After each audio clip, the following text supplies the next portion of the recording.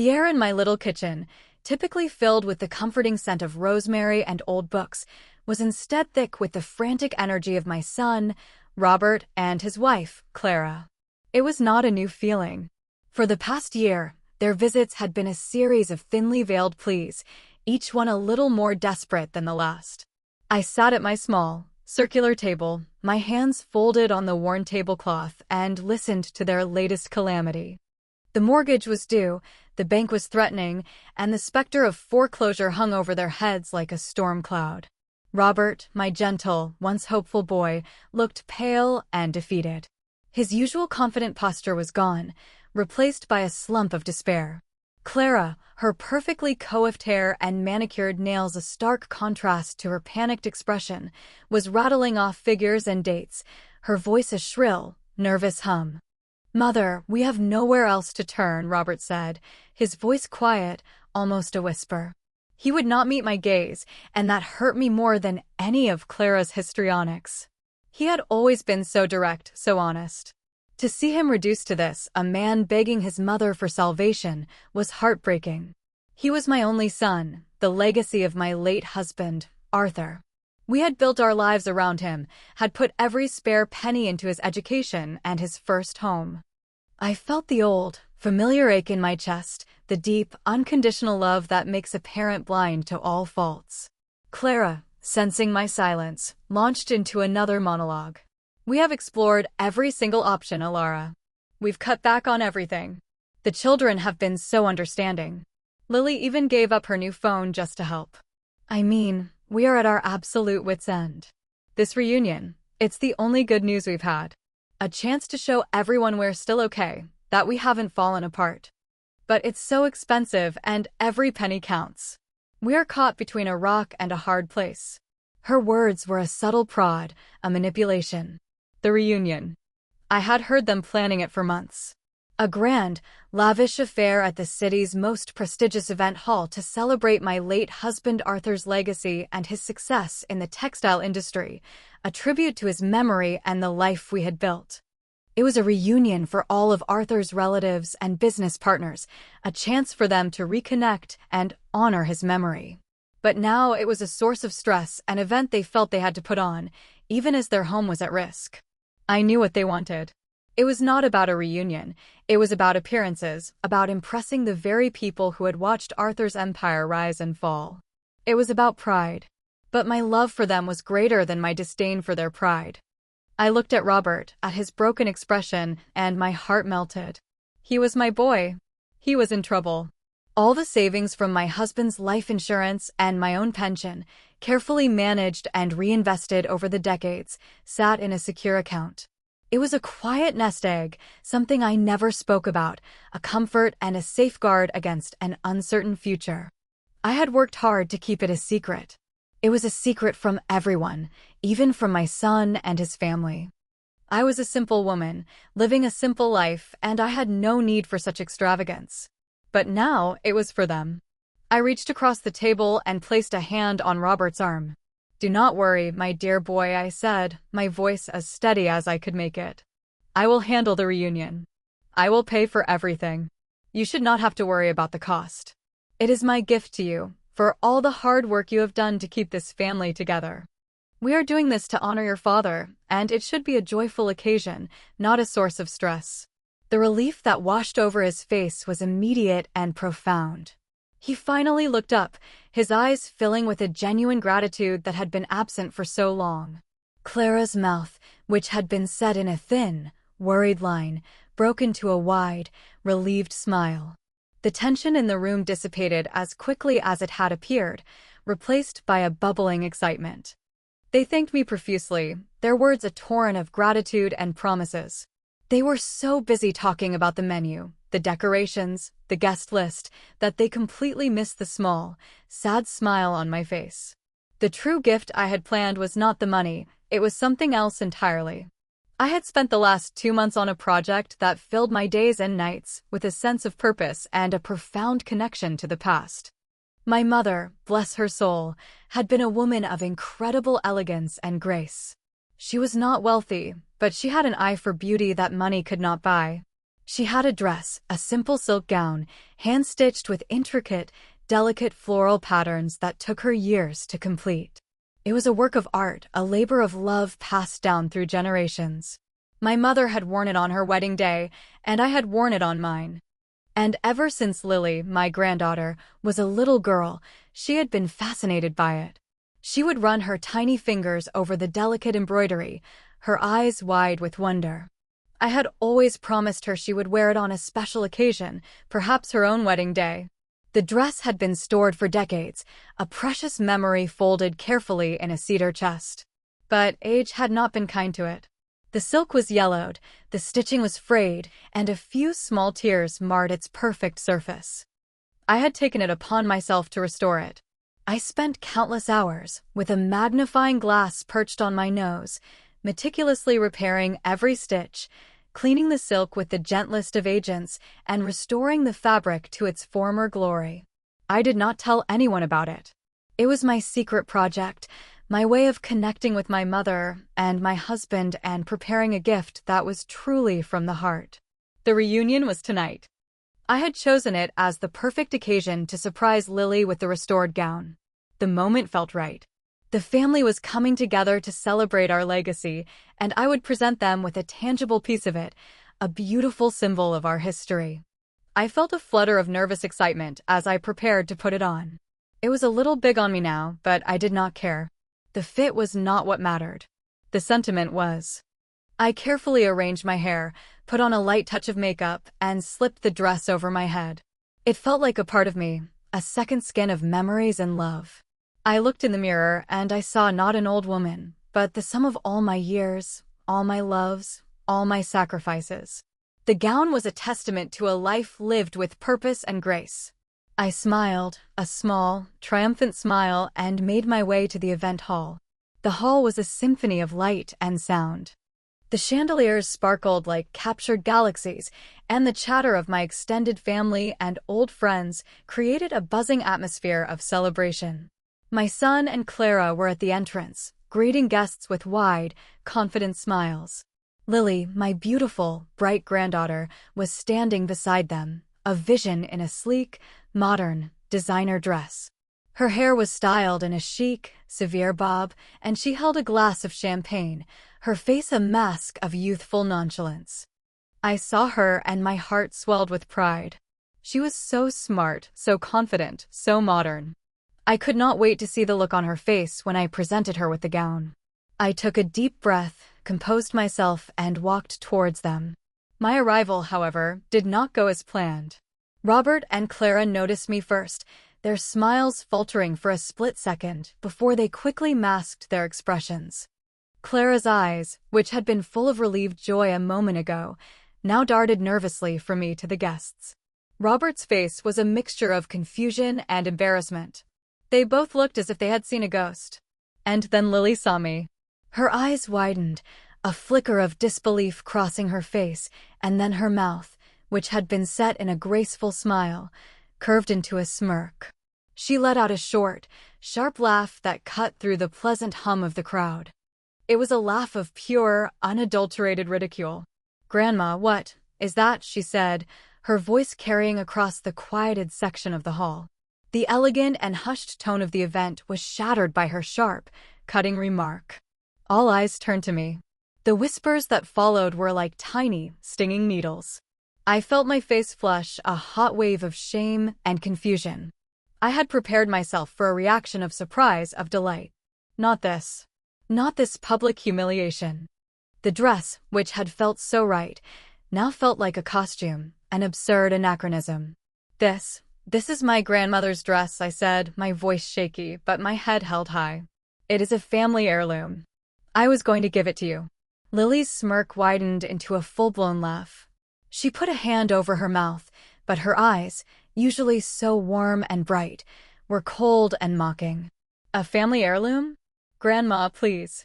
It looks like a dusty relic you found in a museum. You look like you're going to a costume party. It's so embarrassing. Everyone is looking at you. What will people think? This is not the place for this." She gestured dismissively, her hand waving over the delicate embroidery as if she were shooing away a fly. The words landed on me with the force of a physical blow. The dress, a symbol of my love and a labor of 2 months, was reduced to a joke, a source of embarrassment. The pain of her words was a sharp, physical agony. It was not just an insult, it was a rejection of my history, my memory, my love. Robert and Clara stood there, frozen, their faces a mixture of embarrassment and helplessness. They did nothing to defend me, nothing to stop the flow of their daughter's cruelty. They simply looked away, as if my presence, my very being, was something they were ashamed of. The silence of the crowd was deafening. The beautiful, sparkling hall had become a stage for my humiliation. I felt a lump rise in my throat, a bitter, painful knot of disappointment and betrayal. I did not have the strength to stay. To stand there and be a spectacle, a foolish old woman in a ridiculous dress, was more than I could bear. My hands trembled, and my feet, which had carried me with such purpose just moments ago, felt like lead. I turned slowly, my head still held high, and walked away from the lights, the laughter, the music, and the people who now looked at me with pity or contempt. I walked out of the hall and into the cool night air. The silk of the dress felt like paper on my skin, fragile and torn, a perfect reflection of my heart. I had come to give a gift, to celebrate, to reconnect. Instead, I left with nothing but the searing pain of their rejection. I had given them the celebration, but they had kicked me out, not with their words, but with their derision and their shame.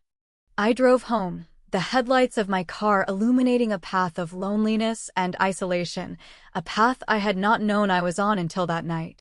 My beautiful, hand-restored dress lay crumpled on the passenger seat, a silent witness to a moment of profound heartbreak.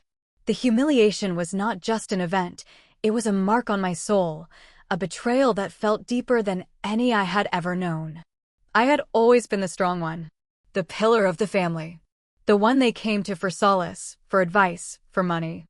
I had given so much and asked for so little. I had asked only for their love and respect, but on this night, I had been denied even that. The pain was a living thing, a searing fire that burned away all my pride and all my hope. It was not just Lily's cruelty that had wounded me, it was the complicity of my own son and his wife, the people who were supposed to be my protectors. Their silent shame, their turning away, was the sharpest blade of all. I had come to the reunion with a gift, with a beautiful legacy to share. But they had counted on an inheritance, on money, and had dismissed the true, invaluable gift I offered. My tears blurred the headlights of the oncoming cars. The world outside my car was a swirling chaos of light and sound, but inside, I was utterly alone. I felt a new kind of emptiness, a hollow space where my love for them used to reside. It was not anger yet. It was something far more profound and chilling. It was a sense of utter finality. The moment was not just a conflict, it was a clear-eyed revelation. I was no longer a person to them. I was an object, a resource to be exploited, a nuisance to be managed. The dress, my mother's legacy, was just a foolish old thing to be mocked, and I was no different. The insult had cut me to my very core, and I felt the fundamental fabric of my relationship with my family unraveling, piece by agonizing piece. The drive home felt like an eternity. Each mile was a testament to the distance that had grown between us. The house, my sanctuary, now seemed like a tomb. I walked inside, the silence of the empty rooms a cold, hard truth. I did not take off the dress. I simply sat on my couch, the silk a cool reminder of my humiliation, and stared into the dark. My mind replayed the scene over and over again, each laugh, each look, each moment of their betrayal. The tears that I had held back finally came, a flood of grief for a family I had lost, for a love that was not returned, for a dignity that had been stripped from me so carelessly. I was not just an old woman. I was a forgotten woman. But somewhere, deep within me, in the hollow space where my love for them had been, a new feeling began to stir. It was not a flicker of hope or a desire for reconciliation. It was a cold, hard resolve. I had given them everything, and they had given me nothing but pain. The balance was broken. The old me, the woman who gave and gave, was gone. A new me was rising from the ashes of my humiliation.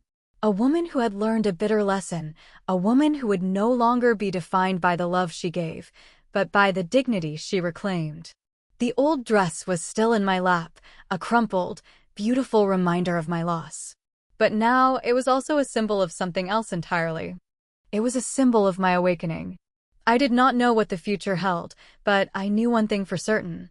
The woman they had mocked tonight would not be the same woman they met tomorrow. The days that followed the reunion were a blur of cold silence.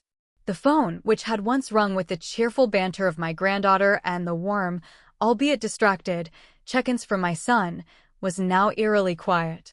It sat on the counter, a lifeless black rectangle, a constant and painful reminder of the chasm that had opened between us. It was not just the lack of phone calls, it was the way I could feel their collective withdrawal, the way they had excised me from their lives as cleanly and efficiently as a surgeon removes a growth. A week after the reunion, I saw on Lily's social media that she was at a family dinner at my son's house. There were pictures of my son and Clara smiling happily, a few of Lily laughing with her cousins, but I was not there. The pictures were tagged with the words, "Family is everything." The irony was a dagger to my heart. The first direct contact came in the form of a visit, unannounced and unwelcome. Robert and Clara arrived, their faces grim, their demeanor cold and formal. They did not sit on my comfortable couch or admire the new photographs on my mantelpiece. They stood in the middle of my living room, as if it were a foreign land, and Clara came directly to the point. "Mother, we are deeply concerned for your well-being. This house is far too much for you to handle on your own. It is old, it requires constant maintenance, and we worry about you falling or getting hurt." The words were spoken with a feigned kindness that I found more insulting than any direct accusation. They were not concerned for me, they were concerned with the house.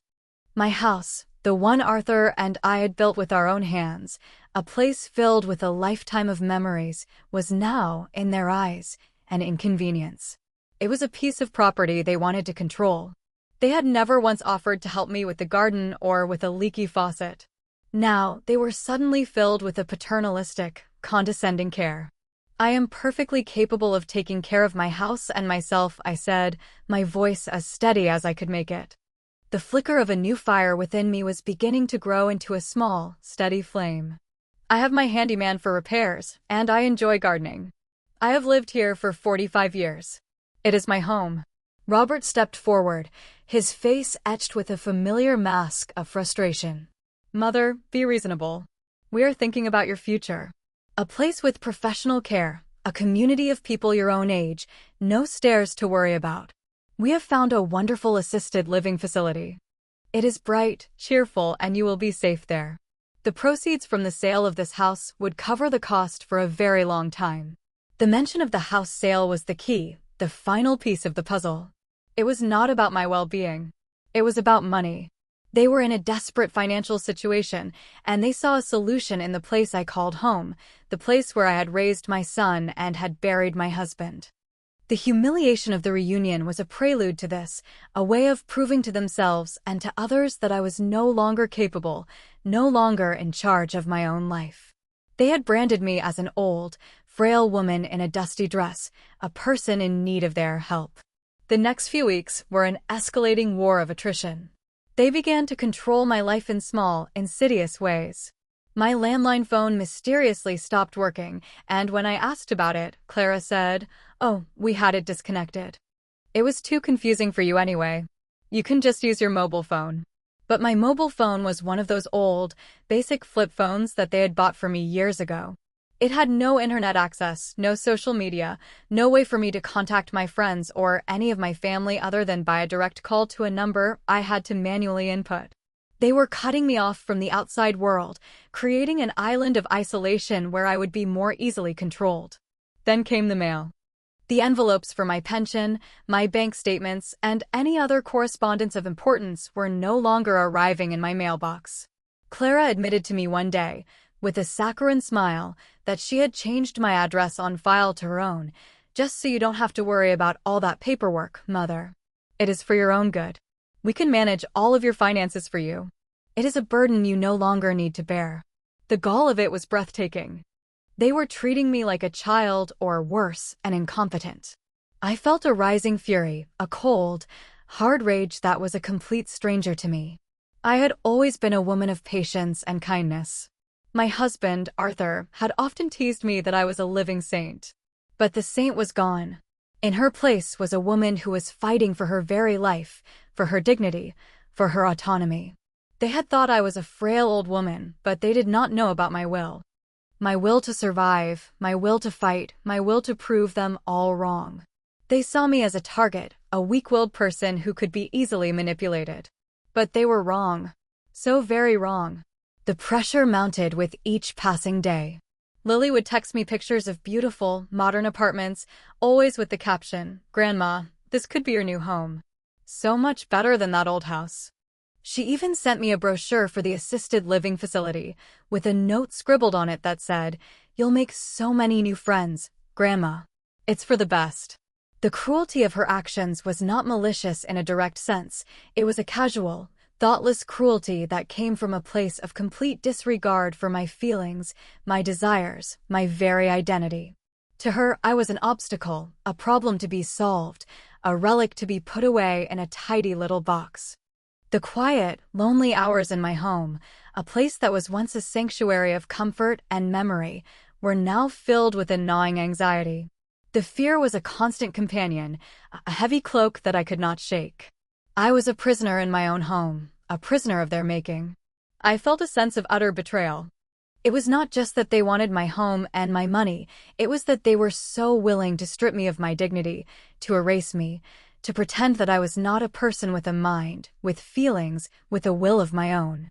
I had always believed that family was a bond that could not be broken. I had believed in the enduring power of love and loyalty. But their actions had shattered that belief into 1,000 sharp, painful pieces. But with the pain came a new kind of clarity. I saw them for who they truly were. I saw their greed, their selfishness, their complete lack of empathy. And in that moment of bitter understanding, I made a silent vow. I would not let them win. I would not let them take my home, my dignity, or my life. I had been foolish, a victim of my own blind love and loyalty. But that was over. The game had changed. They had shown their hand, and now it was my turn to play. I began my resistance. It started with small, secret acts of rebellion. I went to the post office and filled out a form to have my mail delivered to a private P.O. box, a location I did not share with anyone. The process was slow, filled with frustrating paperwork, but I persevered. I told the postal worker that my mail had been stolen, and they were very helpful, their kindness a stark contrast to my family's cruelty. Next, I walked to the library and used their public computer to set up an email account. I was not a woman of technology, but I was a woman of determination. I figured out how to use the internet, how to send emails, how to reconnect with my friends and with the world that they had tried so hard to take away from me. I began to correspond with my old friends, the ones who had not been invited to the reunion, the ones who still saw me as a person, not a problem. The quiet, lonely hours were now filled with a new purpose. My mind, which had been so consumed with worry and sadness, was now sharp and focused. I began to research my legal options. I read about power of attorney, about wills, about property rights. I was not a lawyer, but I was a woman with a strong sense of justice and a powerful need to protect what was mine. I made a list of all of their transgressions, every cruel word, every act of control. I wrote it all down in a small, leather-bound notebook that I kept hidden under my mattress. It was a diary of their betrayal, a testament to their wrongdoing. It was a secret weapon, a silent witness to their actions. I had always been a private person, and my decades of privacy had prepared me for this moment. They thought they knew me. They thought I was an open book, a simple woman who lived a simple life. They did not know about my secret account, the one filled with the money I had carefully managed for so many years. They did not know about the small, quiet investments I had made, the way I had watched the market, the way I had planned and saved and prepared for a future that was secure and free. They had dismissed me as an old fool in a dusty dress, and they had no idea of the power that I held, of the secrets that I had kept. The internal conflict raged on. I still loved my son with a deep and abiding love. But that love was now tinged with a bitterness that was hard to swallow. He was my boy, but he had betrayed me. He had stood by and watched as his wife and daughter humiliated me and then tried to take my home. The pain of his betrayal was a constant ache in my heart, a wound that would not heal. I wanted to believe that he was a victim of his circumstances, that his financial desperation had driven him to this, but in my heart, I knew it was more than that. It was a weakness of character, a selfishness I had never seen in him before. I started to visit my lawyer, a kind, older man named Mr. Peterson, who was a friend of my late husband's.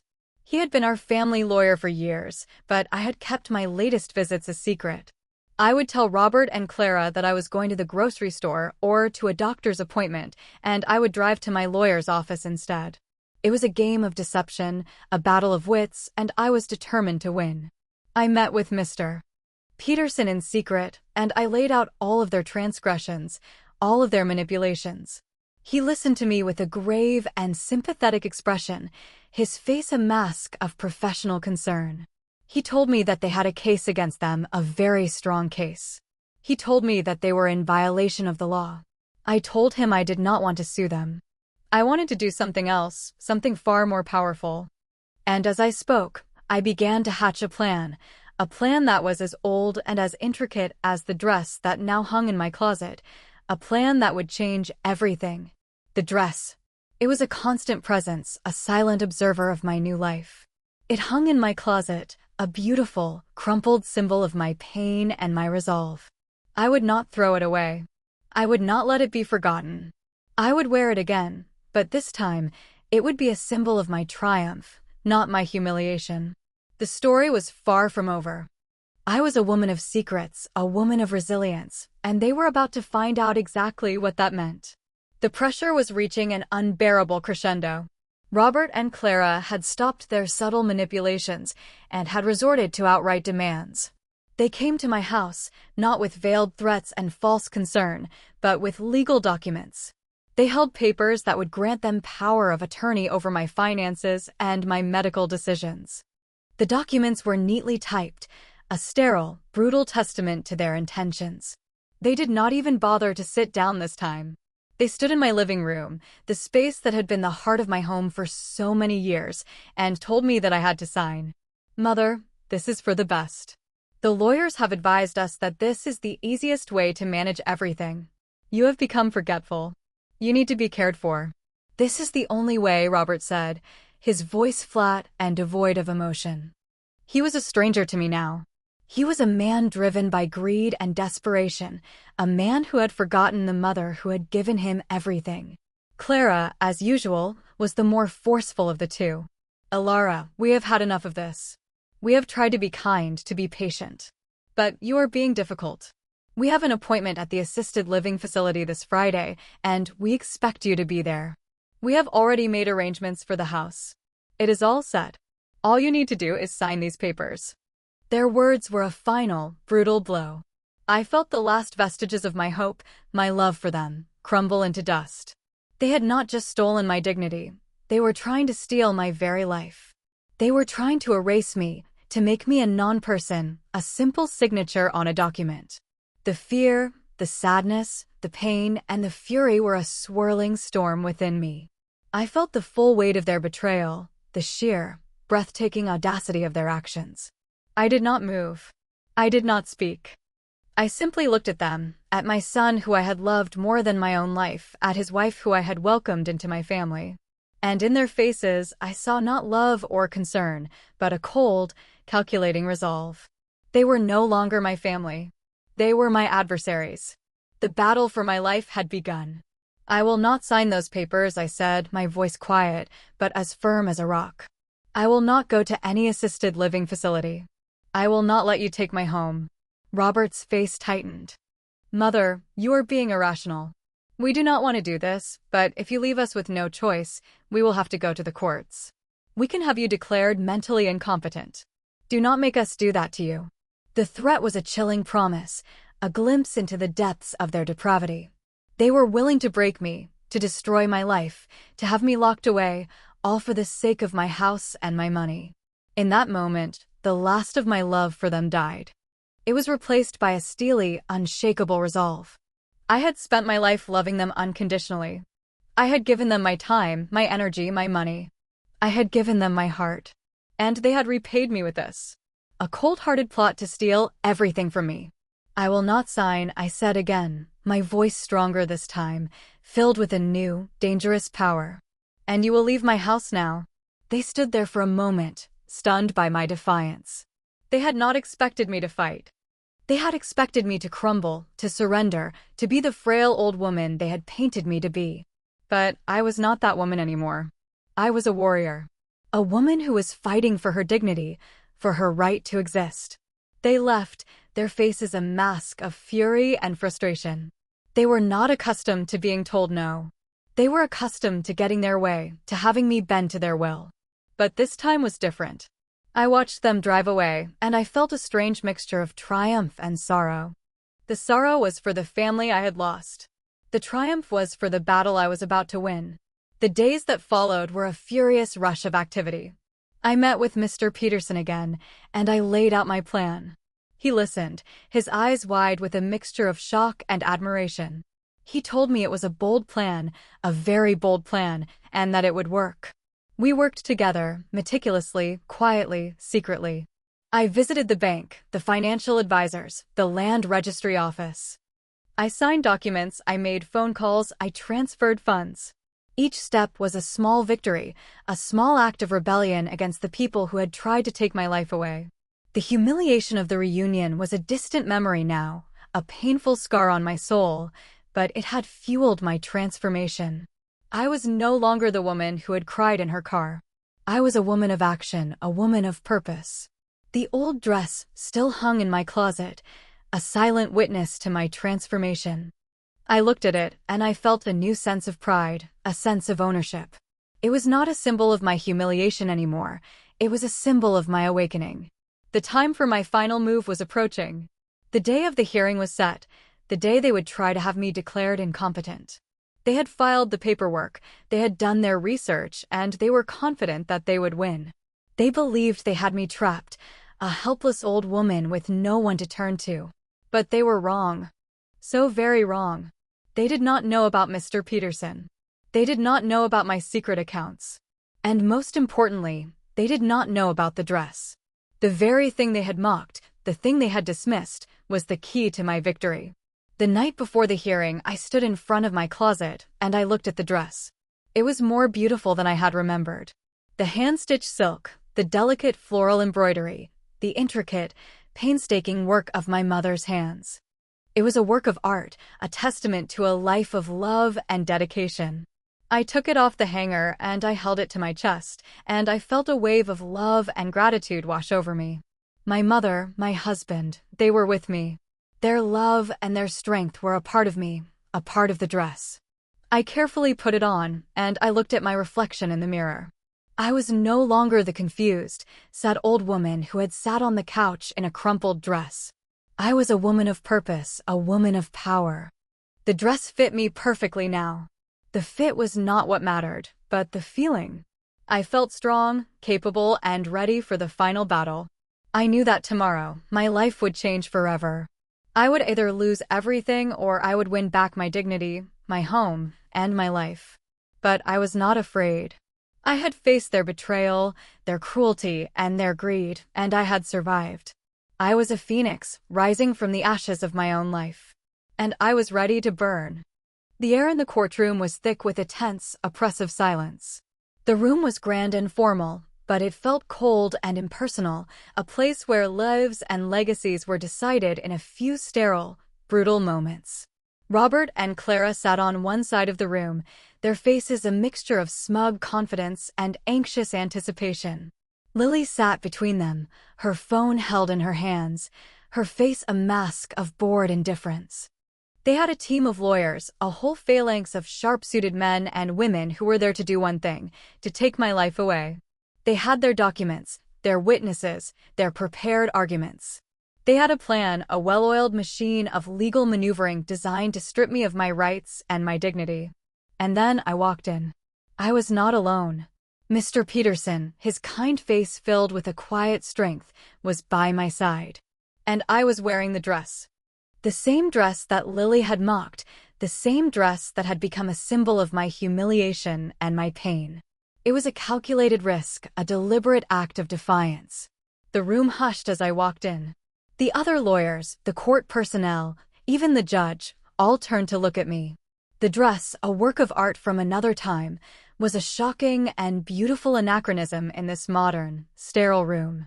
Lily's eyes widened, a flicker of disbelief crossing her face, and then her mouth curved into a familiar smirk. She leaned over and whispered something to her mother, and I saw Clara's face twist into a cruel, knowing smile. They thought I was insane. They thought I had lost my mind. They thought I was making a pathetic, desperate statement. They were so very, very wrong. The proceedings began. Their lawyers spoke, their voices a torrent of jargon and legalistic terms. They painted a picture of a frail, confused old woman who was no longer capable of managing her affairs. They talked about my erratic behavior, my inability to care for myself, and my lack of financial acumen. They brought up the reunion, the dress, the supposed emotional breakdown.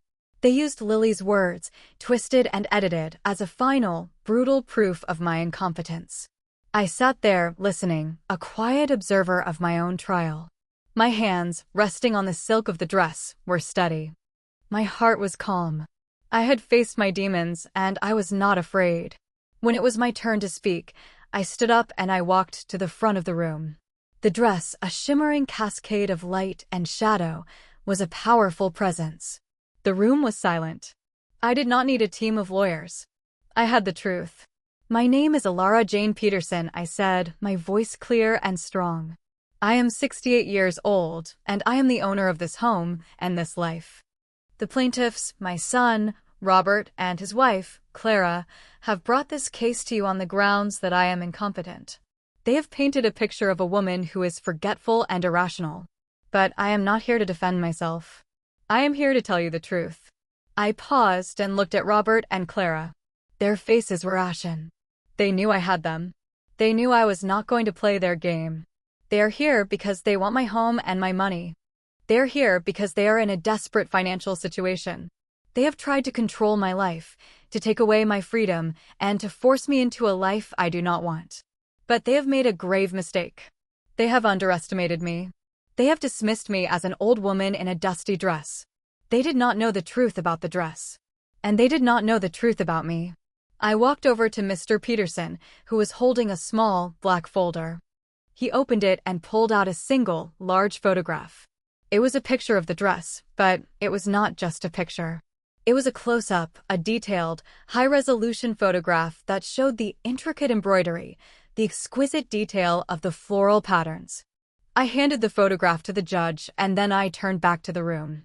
This dress, I said, my voice filled with a quiet, triumphant power, is not just a dress. It is a work of art, a masterpiece of a lost time. The embroidery, the intricate patterns, the detail, are priceless. My mother made it with her own hands. And the secret to the inheritance. The secret is that the dress itself is the inheritance. The room was silent. Robert and Clara stared at me, their faces a mask of disbelief. Lily's mouth, which had been set in a mocking smirk, hung open in a state of shock.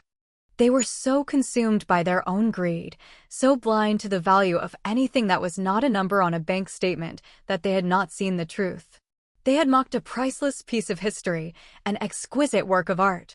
This dress, I continued, my voice a quiet, powerful whisper, is a work of art, and it is a work of art that my late husband, Arthur, secretly used to acquire a priceless art collection and a vast collection of rare, antique textiles.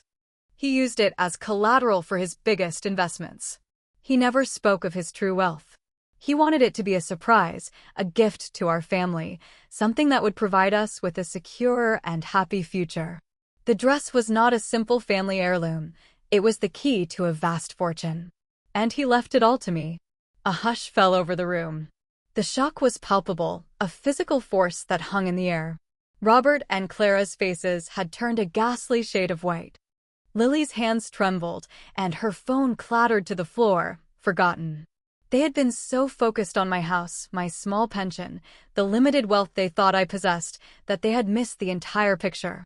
They had mocked the very thing that held the secret to their future, and in doing so, they had revealed their true nature to the entire world. I had prepared for this moment. Mr. Peterson stepped forward and began to present the evidence. He showed them documents from the art galleries, from the private collectors, from the banks. He showed them the trust funds, the investments, the real estate. It was all there, a vast, undeniable fortune.